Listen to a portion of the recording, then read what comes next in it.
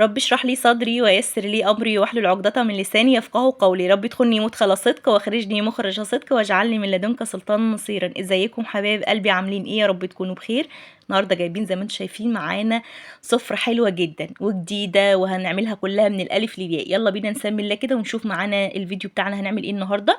اول حاجه زي ما انتم شايفين كده معانا حوالي كيلو من اللحمه، واللحمه دي انا مقطعاها شرايح رفيعه. اي نوع لحمه عندك مش هتفرق معايا بقى، مش هقولك عايزين نوع معين. احنا حتى لو كانت اللحمه دي ما بتستويش معانا، هقولك النهارده على طريقه تخليها تستوي معاكي وتبقى زي الزبده وما تاخدش معاكي وقت. هنا انا مقطعه زي ما قلت لكم كده وحطاها بتصفي معايا في المصفى كده، وده ضروري جدا انك تتخلصي من اي دم زياده في قلب اللحمه، انك تحطيها تتصفى عشان تديكي نتيجه حلوه وما تديكيش اي زفاره خالص. بعد كده تعالوا نعمل التتبيله بتاعتنا، وهقول لكم النهارده احنا هنعمل ايه مع بعض في الفيديو. اول حاجه كده حطيتها معايا في البوله، حطيت علبه من الزبادي، حطيت نص كوبايه كده من ميه البصل، فرمت البصل كويس قوي، خدت الميه بتاعته بس احنا مش محتاجين هنا التفل بتاع البصل. حطيت ربع كوبايه من الخل، حطيت ربع كوبايه من الزيت، ومعانا السر بقى في الطعم وطراوه اللحمه بتاعتي. واول سر هيخليها تستوي معايا بسرعه جدا، معلقه صغيره من الطحينه. الطحينه اللي احنا بنستخدمها بنعملها سلطه، هتفرق جدا معايا هنا حوالي 3 ليمونات، والليمون برده هيساعد ان انسجه اللحمه هو والخل تطرى معايا. كل ده هننقعه في التتبيله في اللحمه بتاعتنا. التتبيله دي هتخلي الانسجه بتاعتك تطرى واللحمه بتاعتك ما تاخدش معاكي سوا، يعني مش هقيدك بقطعيه معينه. النهارده هنعمل مع بعض الشاورما من الالف للياء، الشاورما السوري بتتبيلتها المميزه. وكل تتبيله طبعا كل واحد بيبقى له تتبيله بتاعته بيتميز بيها بالطعم اللي بيحبه. هنا البهارات بتاعتي معايا معلقه كبيره من السبع بهارات، معايا معلقه كبيره من الكزبره، معايا معلقه صغيره من الكمون، معايا معلقه كبيره من البابريكا، ومعايا الملح طبعا وفلفل الاسمر. دي بس البهارات اللي انا استخدمتها النهارده، لان السبع بهارات دي بيكون موجود فيها بهارات كتيره جدا، فيها قرنفل، فيها كباب صيني، فيها حبهان، فيها جنزبيل. فانا بس خدت منها معلقه كبيره للكيلو اللحمه. وبعد كده بدوقها طبعا وزودت الملح، بدوقها طبعا اشوف الملح بتاعها مظبوط، لقيته مظبوط ومية مية. يعني المقادير دي الكيلو من اللحمه مظبوطه جدا. بعد كده بقى باخد اللحمه بتاعتي وبنزلها في التتبيله بتاعتي دي. طبعا احنا زي ما احنا متعودين في التتبيلات بيقول لك يفضل ان احنا نحطها من بالليل. طبعا احنا ما بيبقاش كلنا عندنا يعني المساحه ان احنا نسيبها من بالليل. انا اول ما دخلت المطبخ اول حاجه عملتها هي التتبيله، وسبتها بقى لحد ما تعملي العيش وتعملي السلطه وتظبطي حاجتك وتروقي مطبخك وكل حاجه. هتلاقي التتبيله بتاعتك دي خدت معاكي ساعه ساعتين او اكتر او اقل، وهتكون اتبلت وبقت كويسه جدا. تعالوا نعمل بقى العيش بتاع الشاورما بتاعنا. معايا هنا حوالي كيلو من الدقيق، حطيت عليه ربع كوبايه من الزيت، وحطيت عليه شويه من الملح، وحطيت عليه علبه من الزبادي. دي بس هي المقادير بتاعتنا، مش هنحتاج خميره ولا بيكنج باودر ولا هنخمره ولا اي حاجه خالص. عجينه سهله سريعه نتيجتها حلوه قوي. هنبتدي نعجنها في العجان، هضيف لها ميه بقى بالتدريج. انا معايا هنا 6 كوبايات من الدقيق، ده الكيلو دي بيجي حوالي 6 مجات من الدقيق، هناخد حوالي نصهم ميه، يعني من كوبايتين ونص ل3 كوبايات ميه زي ما احنا متفقين حسب نوع الدقيق. ممكن عندي دقيق ياخد كوبايتين وربع، ياخد كوبايتين ونص، ممكن ياخد ال3 كوبايات. مقدار الميه ما عندناش مقدار الميه احنا بنضيفها بالتدريج ونعجن. ما عندكيش العجانه تقدري طبعا تعجني على ايدك كل المكونات دي وهتكون سهله جدا. المج ده بياخد معايا زي ما قلت لك حوالي كده كوبايه ونص من الميه.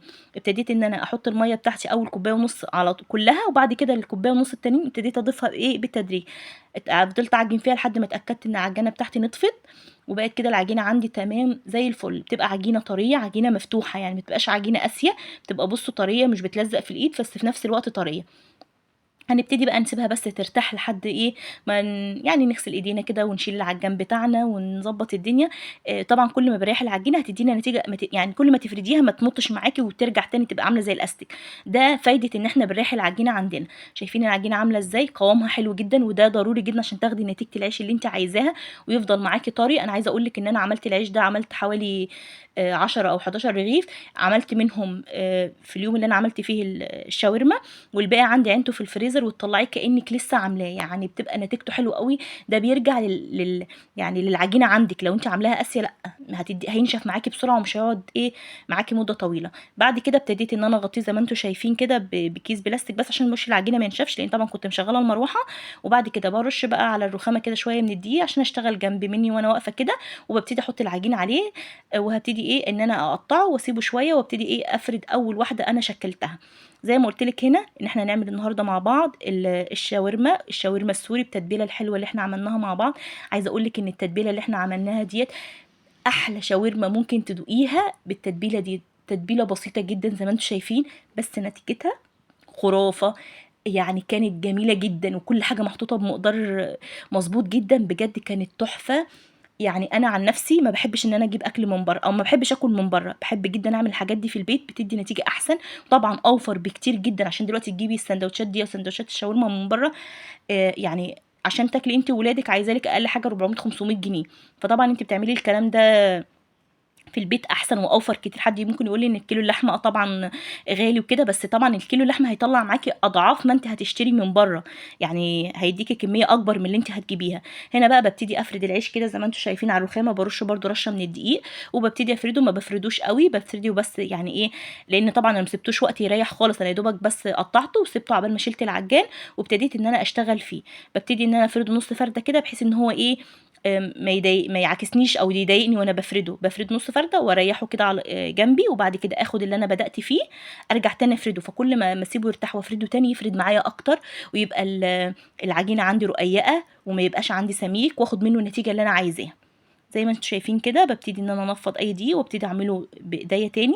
كل ما باجي أفرد رغيف وباركنه على جنب باحط عليه رشة من الدقيق، عشان لمّا آجي أحط عليه الرغيف التاني هيلزق معاكِ، يعني الاتنين لو أنتِ حطيتيهم على بعض، أو حطيتِ الرغيف ده وسندتِ عليه الرغيف التاني، هتلاقيه طبعًا العجينة كده بتحن على بعض وتيجي يلزق، تيجي تشيليه تلاقيهم كلّهم لزقوا في بعض. خدي بالِك من يعني خدي بالِك من الخطوة دي أو المعلومة دي، علشان أنتِ مثلًا ممكن تكوني بتجربي لأول مرّة وتحطي العيش وتحطيه إيه جنب بعضه أو على بعضه، فتبُصي تيجي تشيليه زي ما أنتم شايفين كده تلاقيه لزق في بعضه وما أنتيش عارفة تتعاملي معاه وتقلبي كل العجينة على بعضها وتخرجي.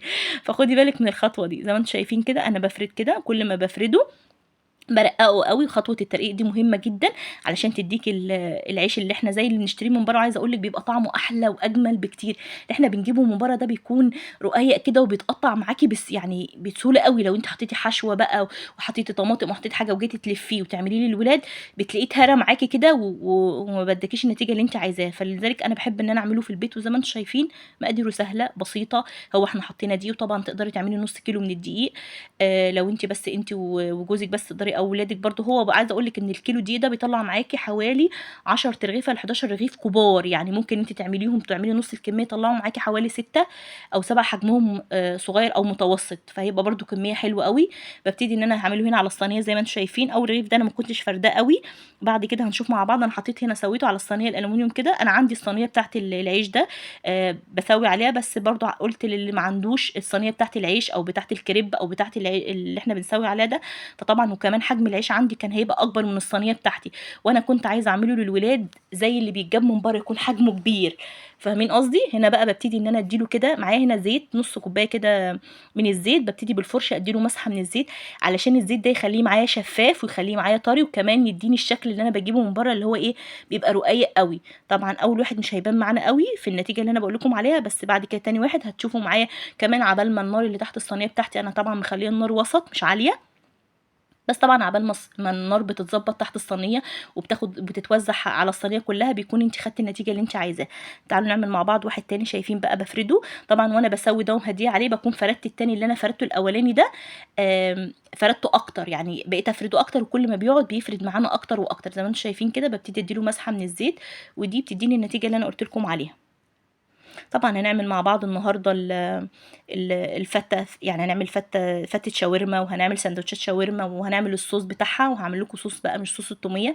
هنعمل صوص سهل وسريع، وكمان يكون خفيف. زي ما قُلت لكم الجو الحر ده بيحتاج إن إحنا ناكل حاجات خفيفة، يعني تبقى التتبيلات خفيفة، وفي نفس الوقت تدّينا طعم ومذاق حلو كده، وفي نفس الوقت الصوصات ما تكونش تقيلة، وما تكونش تقيلة في الحر ده، لأ تكون خفيفة وكمان طعمها حلو. إن شاء الله أنا بإذن الله ناوية أعمل لكم review عن العجّان اللي طلبوا منّي، وأنا يعني في حد كان سألني في الكومنتات على العجّان، بس أنا باحاول إن أنا أستخدمه في وصفة و2 و3، يعني ما ينفعش إن أنا أقول لِك review عنه أو رأيي فيه من غير ما أكون استخدمته، مثلًا يكون عجنت بيه مرّة واحدة أو مرّتين وأقول لِك رأيي فيه، لأ أكون عجنت فيه مرّة و2 و3 واستخدمته في نُص كيلو دقيق وفي كيلو وفي 2، واستخدمته وأنا باضرب الكريمة وأنا باضرب الزبدة وأنا باستخدم الخلاط بقى في جرش التلج، وأنا باستخدم المفرمة مرّة و2، عشان لمّا أدّيكِ رأيي فيه يبقى أدّيكِ رأيي المضبوط. فعشان كده أنا متأخرة عليكِ شوية في إن أنا بس عقبال ما أستخدمه كذا مرّة وأدّيكِ رأيي مضبوط. فبعد كده بقى بنسوي زي ما إحنا شايفين كده العيش، وبعد كده بقى بنسيبه بقى بنغطيه، لازم ضروري جدا ان احنا نغطيه علشان ما ينشفش معانا. انا طبعا بكون مجهزه فوطه نظيفه، ببتدي احط فيها العيش بتاعي زي ما انتم شايفين، وبعدين بقى بغطيه لحد ما ابتدي اجهز الشاورما بتاعتي. يبقى انا كده اتبلنا الشاورما بتاعتنا وحطيناها في التلاجة، وبعد كده بنبتدي نجهز العيش بتاعنا. شايفين العيش عامل ازاي؟ ده النتيجه اللي بقول لكم عليها بقى، وبيطلع كميه حلوه جدا. وبصوا طري طري، وبيفضل زي ما قلت لكم. كمان الميزه بتاعته ان هو تقدري تحفظيه في الفريزر، مش في التلاجة طبعا، عشان التلاجة ممكن يعفن منك بعد يوم او 2. اخر حاجه له في التلاجة 3 ايام على الرف بيكون في كيس، انما طبعا في الفريزر تقدري تحطيه شهر زي ما انت عايزه. تعالوا بينا بقى نعمل الايه، الشاورما بتاعتنا. هنا فوق على النار او طاسه حطيت فيها شويه من الزيت، وهنا طبعا جزء من الليه او حته من الليه او حته من الدهن، اي نوع عندك، اي حاجه منهم موجوده يعني. ايه فايدتها او ايه بقى؟ بتنقل الشاورما بتاعتنا في حته تانية خالص. اللي عايزه اقول لك ان القطعه من الليه بتخلي ريحه الشاورما قلب البيت حرفيا، كانك واقفه عند بتاع الشاورما كده السوري وبتقطعي من سيخ الشاورما. انا طبعا هنا حطيت زي ما قلت لكم، مجرد ما ساحت معايا. طبعا انا لا عندي دهنه ولا عندي ليا، اعمل ايه يا مشيره؟ عندك طبعا لو معلقه الزيت تحطي معاها معلقه سمنه، هتديكي برضو نتيجه حلوه جدا عشان تطري معانا اللحم بتاعنا. هبتدي بقى ان انا اضيف اللحمه بتاعتي بالتتبيله زي ما انتم شايفين كده. هنحطها بالتتبيله بتاعتها كلها. حد يقول لي هتنزل ميه، انا عايزاها تنزل الميه بتاعتها، لان زي ما قلت لكم ده سر برضو او جزء كده من اللي هيخلي لك اللحمه بتاعتك. زي ما قلت لك احنا اتفقنا هنا ان احنا مش جايبين قطعيه مميزه، يعني مميزه او معينه. ان احنا مثلا مش جايبين حته من الفليتو فما بتاخدش معانا سوا، او عرق مثلا الفليتو زي ما قلت لك. لا، احنا جايبين اي قطعيه لحمه موجوده عندنا كيس لحمه في الفريزر، ومش عارفه ده نوعه ايه ولا موجود منين، من البطن ولا من الفليتو ولا زي ما قلت لك من اي حته. لا، انا عندي لحمه ابتديت ان انا اقطعها شرايح واتعامل معاها. عايزاها بقى تستوي معايا وما تشدش معايا وما تاخدش معايا وقت طويل، بحطها بالتتبيله بتاعتها كده.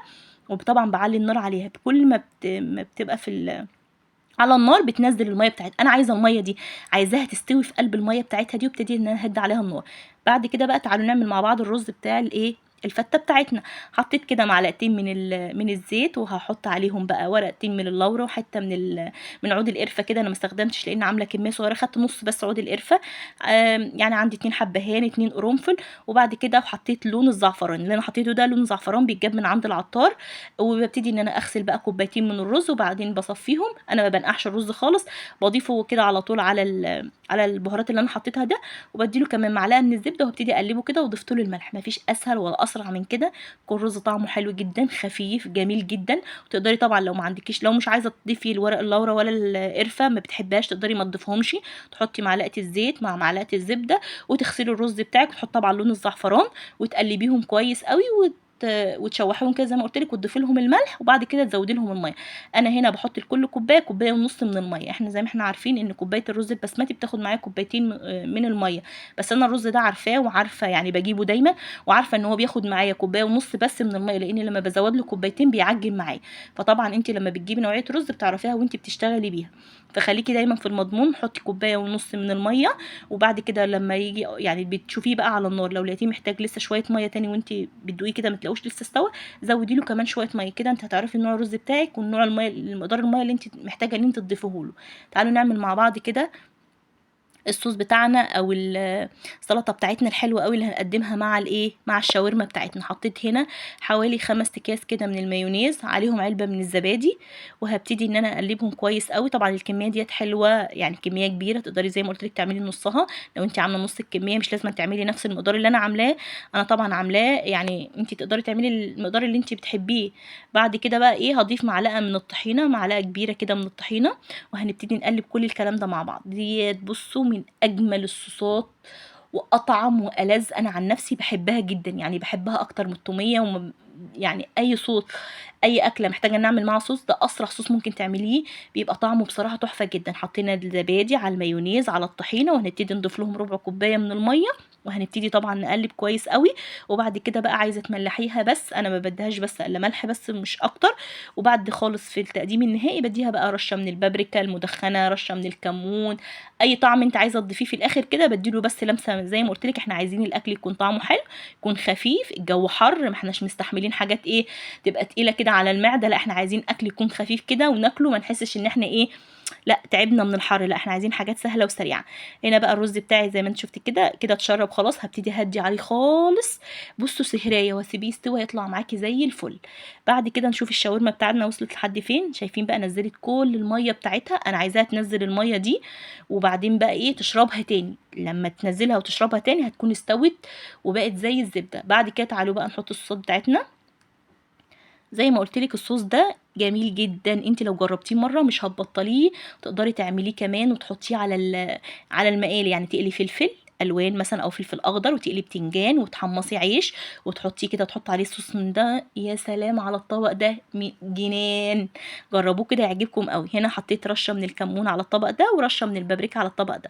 طبعا هنا الشاورما بتاعتي كانت خلاص شربت الميه بتاعتها زي ما قلت لكم، لا ضفت لها حاجه ولا زودت لها اي حاجه، هي استوت منها فيها وكانت دايبه حرفيا. وعايزه اقول لكم ان نوعيه اللحمه دي كانت يعني كان عندي كيسين لحمه، يعني مش بصوا مش ما انا مش عارفه هما من اي حته اصلا.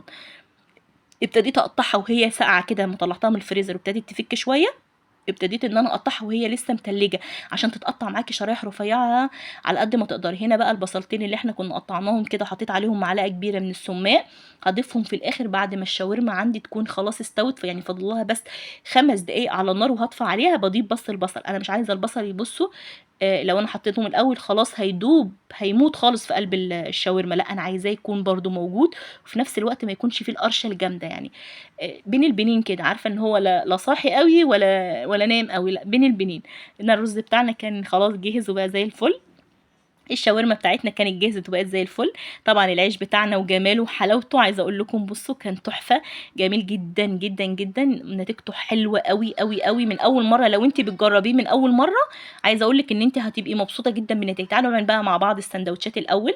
هنجيب بقى كده العيش بتاعنا ونبتدي نحط فيه الصوص اللي احنا عملناه ده ونبتدي نضيف فيه الشاورما بتاعتنا. طبعا انت تقدري تضيفي مخلل لو انت عايزه، تقدري تضيفي شرايح طماطم شرايح فلفل اللي انت بتحبيه. انا بعمل اللي ولادي بيحبوه هياكلوه، انا عارفه ان انا لو ضفت لهم اي حاجه تانية غير كده مش هياكلوها ابدا. فببتدي اعمل اللي هم ايه اللي هم عايزينه. نبتدي زي ما انتم شايفين كده. عايزه اقول لكم والله من جمال الاكل اللي النهارده كان حلو قوي قوي قوي. بجد بنصحك او بقول لك جربي الوصفه دي مش هتندمي ابدا. جربي الشاورما، لو عندك نص كيلو بس من اللحمه تقدري تقطعيه شرايح رفيعه كده وتعمليه هيكون جنان.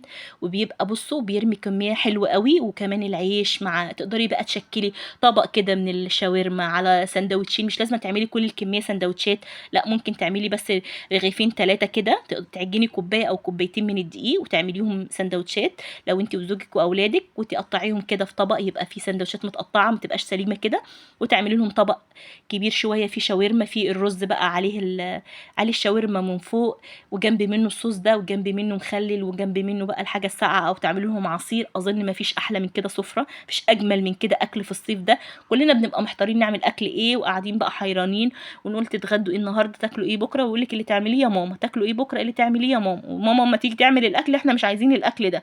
ف خدي بقى فكره مني ان شاء الله يكون النهارده الوصفه بتاعتي عجبتكم ويكون الطريقه سهله. وطبعا لو انت عايزه تستفسري عن اي حاجه اكتبي لي في الكومنتات وانا ارد عليكي.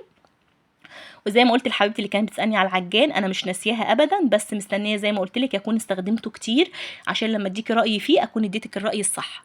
شايفين شكل الاكل وجماله بجد.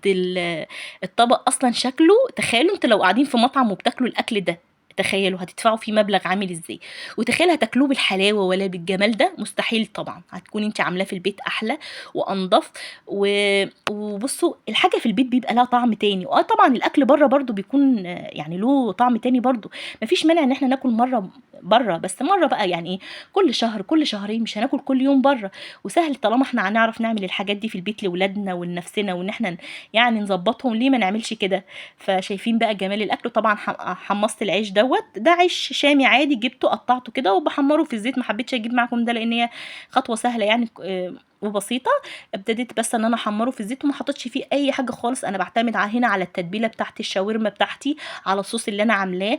مش عايزه كل حاجه يبقى عليها بهارات، انا ما بحبش البهارات الكتيره زي ما انتم عارفين، بحب الحاجه تكون مظبوطه علشان تديني طعم حلو واخد منها التست اللي انا عايزاه. دي بقى السندوتشات بتاعتنا، وقطعت معاكم كده عيش زي ما احنا شايفين كده رغيف من الشاورما، وده العيش اللي احنا عملناه. والصوصات طبعا قدمنا مخلل.